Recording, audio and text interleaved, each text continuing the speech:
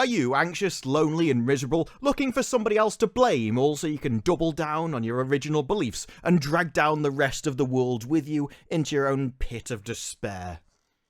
Welcome to Barbie, described by one critic as if you take a tequila shot every time the word patriarchy is mentioned, you will die. It gives you a bit of an idea of what you've got in store for you. I mean, this is a film which had its release delayed in some parts of the world over objectionable content, as they had to ensure it's not violating the country's social, cultural, and religious values. And when their tagline for the movie is, "She's everything, he's just Ken," you can kind of understand why, people hardly look enthusiastic going into the cinema. In fact, one of my favourite things about the movie is people deciding over the double bill and whether it should actually happen or not. Should you see Barbie and Oppenheimer back to back? If so, in what order? Because this guy did it, and he called it a nightmarish combo. Will Barbenheimer save all cinema as we know it? In a word, no. In slightly more words, Jesus, no. Absolutely not. What a terrible, terrible idea. Because if you do go and see them back to back, don't watch Oppenheimer first, because the effect of going into Barbie afterwards is like having your mother's funeral invaded by a flash mob of parking circus clowns, which, you know, it's not exactly ideal. So if you take anything from this review, it's to go and see Barbie first, presumably because after you've suffered through Barbie, watching the world burn will take the edge off. Now, don't get me wrong, Barbie has actually been an incredible success. It made 117 million worldwide on its opening day, and as of recently, has now passed 150 million worldwide on a 145 million budget. I mean, who knew that having the dominant culture reinforce the idea that your life isn't your responsibility, it's definitely somebody else's fault, could be so popular? The whole movie is positive affirmations. You're fine just the way you are. You don't need to improve. You're perfect, and you can be anything you want to be, but you don't want to be any of those because you're perfect just the way you are. You just sit on the sofa eating Cheetos. That's just as good as anything else in life. You don't have to work, strive, or improve. You're beautiful, even if you do look like the back end of a horse. There's a strange attitude running through the movie that you should just lie to everybody all the time. It doesn't matter what reality is, it's emotions that matter, and it's clearly an extremely successful idea. It doesn't matter if you're miserable, there's nothing you could have done about it. You're not responsible for your own life. No, what you should do is go out as a nice little soldier, spread those ideas, and make everybody else as miserable as you are. That's why when I see the BBC come out and go, Greta Gerwig's bold, inventive Barbie breaks the mold, I'm like, is this your first day talking about entertainment? There's nothing bold or inventive about this. It doesn't break the mold in any way. This is just standard cultural dogma for decades at this point. In fact, within the last year, we've had She-Hulk come out and Velma, which were almost exactly the same. It was the same ideas, the same values, the same message. It's not your fault, it's somebody else to blame, and I should be rewarded in the top positions for doing absolutely nothing. And then when I get them, I'm going to complain because I feel insecure, and the men that got there by merit, they never had to feel like that. It's the same cultural ideas running through all of them, if anything. I think Velma and She-Hulk deserved far more viewers, because if you enjoy Barbie, you'll enjoy She-Hulk and Velma as well. Because there's certain narratives coming out about the movie that Barbie's being attacked as anti-man and femme trash. I'm like, no, I don't think you understand. That's what the positive reviews are saying about it. That not only is it a fun, fizzy doll movie, but it also becomes a story about the patriarchy and sexism. Oh. Lurking around every corner is the secret guiding hand of the people with dangly bits. And this is definitely a positive review. Title of it is, the best thing about the Barbie movie is that it's going to annoy all of the right people. So what TMZ really should be saying is that everybody is calling it anti-man and femme trash. It's just that a lot of them think that's a good thing. And so, as we cover the rest of the reviews, I just want you to bear in mind one single statement from Discussing Film, where they say, this piece was written during the WGA and SAG-AFTRA strikes. Without the labour of the writers and actors currently on strike, this movie being covered wouldn't exist. And this is the remake of the movie that Amy Schumer dropped out of because it wasn't femme and cool enough. And so they made it more fringe, extremist and paranoid and put Margot Robbie on it to give it that fresh, sparkly coat of paint. Now, the brief summary of the movie is that Barbie's in Barbieland oppressing Ken. He's basically stupid and gets nothing. Barbie ignores him and rules the area like a tyrant. Barbie and Ken go to the real world and find a load of miserable feminists. They've ruined their lives and they're not happy about it. Meanwhile, Ken gets treated like a human being. The men are all bigots and useless, but somebody asked Ken for the time, and he's never been treated like a human being before, so of course he likes it. He goes back to Barbieland and shows the other Kens what it's like to have some self-respect, and turns Barbieland into a paradise. The Kens are loving it, and all the Barbies say they're incredibly happy as well. And so Barbie have to come along and ruin it. Oh, it's one of those feel-good stories of 2023. One thing that's interesting is that they waste no time in racing through the scenes you might anticipate, and onto the scenes that you wouldn't. It's an unbridled satire of sexism and patriarchal oppression. TMZ, this is from another review that likes the movie, but I can understand why after watching Barbie you may be struggling to actually think. Your brain kind of shuts off as a self-defense mechanism. I mean, there's actually a line in the movie where she goes, "I have no difficulty holding logic and feeling at the same time. This is my emotion and I'm expressing it. My emotion expands my powers." And I'm like, yeah, if you could simultaneously hold emotion and logic in your own head at the same time, I can understand why you're confused about why people like the movie in the first place. Because this is a movie that actively hates part of their own target demographic. I mean, if you went to this movie expecting a Barbie movie where everything was just cutesy and fun, like the trailers suggested it would. Review, it says, Barbie, on the other hand, was populated by dozens of children whose parents didn't get the memo that the film was a self-aware commentary on the nature of feminism and not a fun movie about a toy who had to keep asking them what a gynecologist was. Because this is the first project from Mattel Films, and the toy company wants to create a cinematic universe like Marvel. A cinematic universe where they help bring down the patriarchy, which, let's face it, at this point, is just like Marvel. Now, the people that enjoy this movie will be the kind of people where this sentence resonates with. The movie ends with her, hilariously, going to the gynecologist. Hilariously. Now, that sentence is the end of the movie. There's no punchline. That is the punchline. So if you think this sentence is hilarious, then boy, have we got the movie for you. If, on the other hand, you went in and watched the marketing and thought this would be a fun movie to take your kids in because you didn't get the memo of what the film was actually about, well, there was a special part of the movie just for you. Because after they've come back from the real world, they actually find out that everybody in Barbieland is happy. And they can't have that. Men having a good time and women being happy, being in relationships with them, that's disgusting. And so they set about determining how to ruin it all. The depressed mother from the real world who brought Barbie to her started whining about how pathetic her own life is, which has all been caused by her own belief system. In fact, she whines so hard, she starts to depress all the happy people around her, and that makes her come up with a plan. We need to go out into Barbieland, kidnap the happy women, shove them in the back of a van, and indoctrinate them with our own horrific beliefs until they become as sad, miserable, and lonely as we are. I'm not joking. Although when you phrase it like that, it is kind of funny. I do have to agree that this is a self-aware commentary on the nature of femme. They just don't show what they think they're showing. Because this film wants to say that women can be whatever they want to be, unless you're a mother. No, stop it. The very opening of the movie has a load of children bashing in babies' faces. I'm not even joking. Literally pick up baby dolls and start smashing their heads into rocks. There's even a line where it says you can have a baby and that may make you happy for a while. But the real message of the movie is you should just ignore all of that and go and work a 9-to-5 job. It won't make you happy. Even the mother from the real world says she's stuck in a boring job. And yet that's what the movie keeps telling everyone to do. It pushes the perfect utopia as one where they run everything, as doctors, vets, lawyers, and astronauts. Well, the Kens play second fiddle, because you get bizarre comments like in the real reason behind the Barbie movie backlash. None of these people are brave enough to admit why they hate this movie. She says the idea that Barbie doesn't address any notion of faith or family is not only ludicrous but untrue, because Barbie is surrounded by community and friends. But not family, though. No, not family. She's actually living in a house, alone, and gets sad about it. And later, when she returns to Barbieland and all of the Barbies and the Kens are in happy relationships, the first thing she does is set about splitting them up. As well as the fact there is a pregnant Barbie that keeps walking around and everyone keeps saying it's weird and disgusting. The idea of getting pregnant is weird to them. Now, one thing Barbie isn't is subtle, and so it doesn't leave any wiggle room for your intelligent criticism. And I do especially enjoy her. It's the first female-led summer blockbuster ever.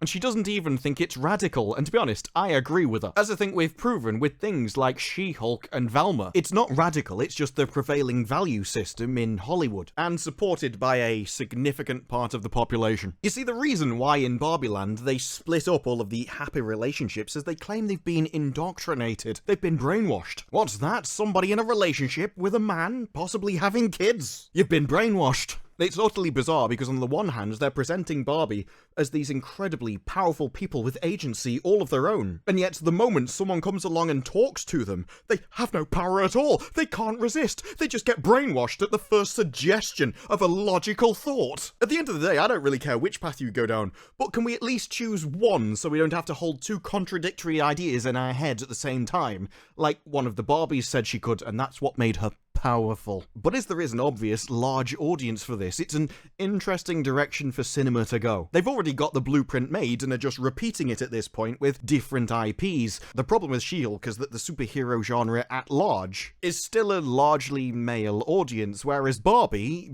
isn't. And so we've proven that delusion and bigotry work. You've just got to target it to the right IPs, which is definitely going to be an interesting path for Hollywood to go down, because they've been searching for this audience for many years, and they finally found it, and they're willing to pay for it. If you think that Hollywood won't take this as the green light to start pumping this out at large, well, then you've got a lot more faith in them than I do. And I find it interesting because in a review with Sarah Vine, where as a mother she wasn't particularly fond of it, but the daughter loved it, she says intrinsically, it's just not a good movie. It's uneven, disjointed, and the plot doesn't really make any sense. Mattel superficially mocked the bumbling CEO, but in the opening scene had a group of little girls smash their boring, old-fashioned dolls' heads in with alarming violence. This is 1 hour 54 minutes of extended misandry dressed up with a few fun dance routines and one or two fairly decent jokes. I've got to be honest, didn't spot the jokes. One of the things this movie did is just rapid-fire lies at you, which is the exact same tactic that both She-Hulk and Velma took. They'd say something nonsensical, and when you're thinking, hang on, that doesn't make sense, before you can even think about it, they fired another one at you. It's essentially like getting shot in the face by a chain gun of propaganda. I can only think that the reason behind it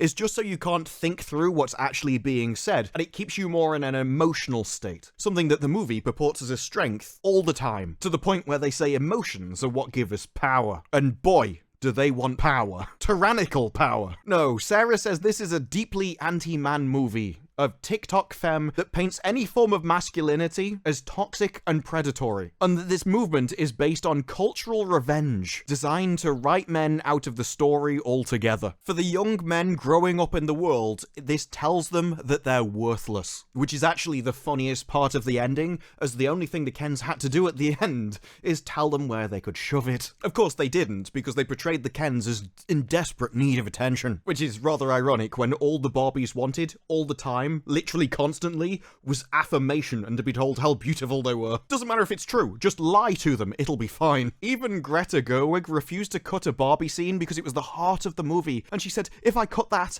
I don't know why I'm making this film. The shocking scene in question is where she meets an elderly woman on a bench and tells her she's beautiful, and the woman turns around and goes, I know. I mean, it's obviously untrue, she's just lying to her to make her feel better. But the thing is, it misses the entire point of life. The elderly woman on the bench shouldn't be worried about whether she's beautiful or not. She doesn't compete in that arena. She's moved on. She's matured into a new part of her life. By that point, she should have used her beauty to get a husband, to have children. And so how she looks as she ages doesn't matter anymore. It becomes about passing on your intelligence, your wisdom, your experience in the world into something bigger. You're meant to use that to teach the next generation, to enable them to live a better life than you did, to avoid the mistakes that you made. And instead, she's worried about something so basic as how she looks. Something she shouldn't be insecure about if she's got a husband and a family. The scene has nothing to do with the plot of the movie, but it's vital to understanding Barbie's perception of the real world. And I find it interesting what happens in the movies aimed at different demographics. Because for the guys, you've got things like Mission Impossible and John Wick. These are about guys that go out, they protect people, they care about people, or just dish out justice to those who deserve it. Meanwhile, on the other side, like in She-Hulk or Velma, well, we just have extended misandry. Every man's an idiot or a bigot. It's all about lying to people to make us feel better, while putting others down. And while we talk a lot about empowerment, we end up just weaponizing our own bodies. There's lots of talk about oppression when they're the only ones doing the oppressing. And in fact, you find that in a lot of things. For instance, you had like The Handmaid's Tale, a show which always did incredibly well when it came to viewers. And obviously 50 Shades. Not the blokes which are watching these series, and yet there is an ongoing thread of oppression throughout all of it. I've openly said I had great fun reviewing She-Hulk and really wanted to get a season 2. And I am not upset that Velma's had a second series either. So when it comes to Barbie's huge success and the inevitable wave of content that will be produced from this, well, I just applaud the next generation of low-hanging fruit. Because this is a movie where even from the people that like it say this is Greta Gerwig's take on the femme and the patriarchy, is hilarious and deeply bizarre. And yet their idea of the horrific reality of men leading society is Ken being happy because a woman asked him the time. That was it. That was the wonderful moment that made him realize he was in charge, that he was actually noticed by somebody and treated as a human being. Now, there are a range of reviews from the different critics, whether it's called uneven and disjointed to very pretty but not very deep, painfully unfunny to one of the most inventive, immaculately crafted, and surprising mainstream films in recent memory, a testament to what can be achieved within even the deepest bowels of capitalism. There is one person who's treated as the genius of the movie. It's the little daughter, the one that Barbie thinks she's coming to save, but it turns out no, she already knows everything. She's the kind of person that would be tweeting about how profit is evil from her iPhone. Consumer culture has caught on to the idea that self-awareness is good for business. It doesn't matter if you're a hypocrite as long as you point it out and are proud of it. Remember, early on in the Barbie movie, one of the Barbie points out how great it is to hold two contradictory things in your own head at the same time, because that is what makes her powerful, being intellectually disingenuous. But I do agree with the target market reported from The Telegraph, saying that this is simply a blunt force cash grab. He says the satirical angle is likely to strike a chord with older viewers. And I think we can see that at the end, when the miserable people come back from the real world in order to destroy paradise of the happy people. Everything she talks about is self-imposed. It's all her own emotions, her own thoughts and feelings, because essentially, she's destroyed her own life. She has a daughter, which obviously the movie doesn't like her having done, but she also did what Barbie said. She went out and got a 9 to 5, and she doesn't like it. It feels like she's settled for a man she's not happy with, because she's always thinking the grass is greener on the other side. And then she sits around going around Barbieland, making everybody else as miserable as she is. Of course it's likely to strike a chord with older viewers. It's uneven, disjointed, the plot makes no real sense,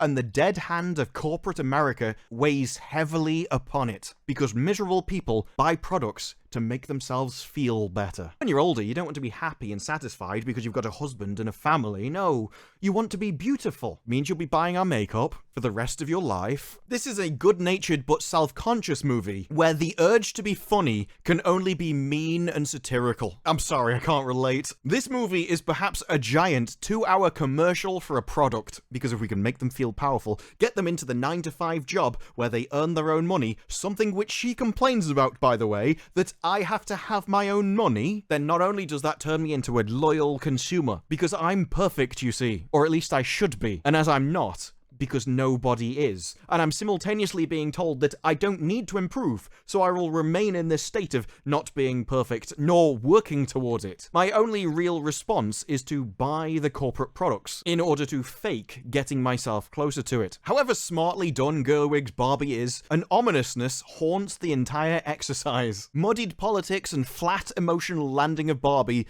are signs that the picture ultimately serves a brand. The packaging of Barbie is a lot more fun than the tedious toy inside the box. Life in plastic, not fantastic. An overwrought disappointment. It's a movie enormously pleased with itself. Barbie never lets us forget how it's being clever. At no point was it clever. It was as clever as going to a gynecologist is hilarious. Every minute was exhausting. And that isn't what the movie was supposed to be. It isn't what it was marketed as, which was deliberate. By the way, intentional from Gerwig herself, because while some of the fans that went to see it said things like, I just want to feel joy, it's not what you're gonna get out of this movie. Because remember how Barbie was filled with dozens of children whose parents didn't know what the movie was about? Well, all of that was deliberate, because from an interview with Greta Gerwig herself, he says most of the films marketed is limited to stuff from the first act of the film. How much of that was your choice to obscure so much of the film's plot and propaganda? propaganda. She said, oh yeah, we, with the marketing team,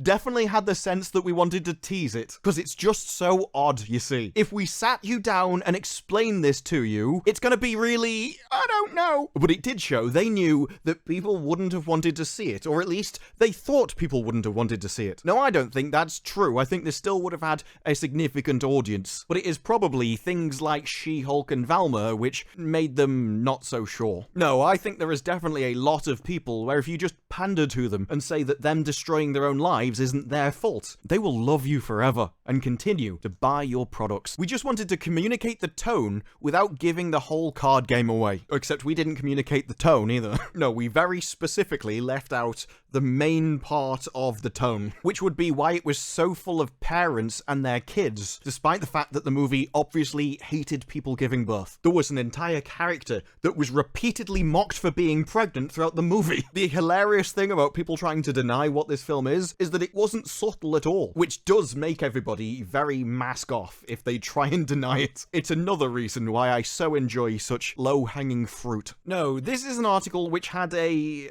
different title at first. One which, as you can see in the source code, was an interview with Greta Gerwig who talks about breaking Ryan Gosling. Can't imagine why you changed that. Oh yeah, by the way, Barbie and Ken, where we broke the actor that played him, kind of says all you need to know about the film right there, doesn't it? No, I think when it comes to the movie, titles like the best thing about the Barbie movie is that it's going to annoy all the right people are one of the most succinct descriptors of it. Because as you can see from one of the montage sequences, it's filled with clips of friends and family of the film's cast and crew. Talk about a self-insert. I wanted this moment to be truly made by the people who made the movie, rather than just have their ideas and values put in instead. They think they've made a story where it's sneakily about empowerment and injustice. It is, but not for the people that this writer thinks it is. That's why saying things like it shows how men have sometimes co-opted the language of femme, but retained their positions of authority. The self-inserts are basically just their own inadequacies. The rant about how miserable they are would have just been the people that created it. It really is a case of misery loves company, and that's why it has to be projected outwards to people co-opting their language. Because I was lied to, I was promised that I could be anything I wanted, and I failed. So obviously, it must be those pesky men to blame. It's what the rant about how anxious she is and how she feels like a failure. It was somebody who was sold a lie, and rather than being given the truth, rather than going out into the Barbieland full of all the happy people in relationships together that Ken had created, had to destroy it. Had to take her own insecurities, her own problems that she had caused, and ruin everybody else's life. Talk about a self-insert movie. There is an incredibly big audience for Barbie. It's doing very well because it's a message that resonates with a lot of people. That over the last 100 years, a lot of people have been fed a lie. That ideas and values have been pushed on people, and it's made their life worse. But now they've aged up and they're beginning to realize that the values they were fed of kids has made them miserable. They've got all these contradictory ideas in their head and they thought it made them powerful, and instead it's made them anxious and sad, unfulfilled because they don't have what they were promised. But instead of learning from that and letting go of these values and ideas which have ruined their lives, instead they go out into the world of all the Ken and the Barbies living happily together, and they obliterate everything they've got, dragging them into a van and like crabs in a bucket, giving them all of the same values and ideas that made them miserable to begin with. In a world where the audience that went to see it just wanted to feel joy, it's not what you're going to find from the messaging of this movie. Now, the people that love this movie are absolutely right about what it is. I'm just not sure you're right that it annoys all of the right people, because I think the people who will be most annoyed by it in the long run will be the ones who take it to heart, and a few years down the line learn the inevitable results of what you've taught them. Because me, I don't mind at all that it's done well. It will teach Hollywood that this is what they should do, that the only thing they had wrong, the audience that they couldn't find, was always there. It's just that they were using the wrong IPs, or they marketed incorrectly, and now they know who to target in the first place, and that will lead into the next wave of content that will be absolutely hilarious. And that content is what I'll enjoy laughing at, because there is an incredibly detrimental and harmful message in this movie, but I am not the person whose life they're trying to destroy with it. Whereas if you liked the messaging of this movie, then I would perhaps think twice about what it was telling you. But those are just my thoughts. What are yours? Let me know down in the comments below. Like the video if you liked the video, subscribe for more videos like this in the future, and I will see you in the next one. Bye-bye.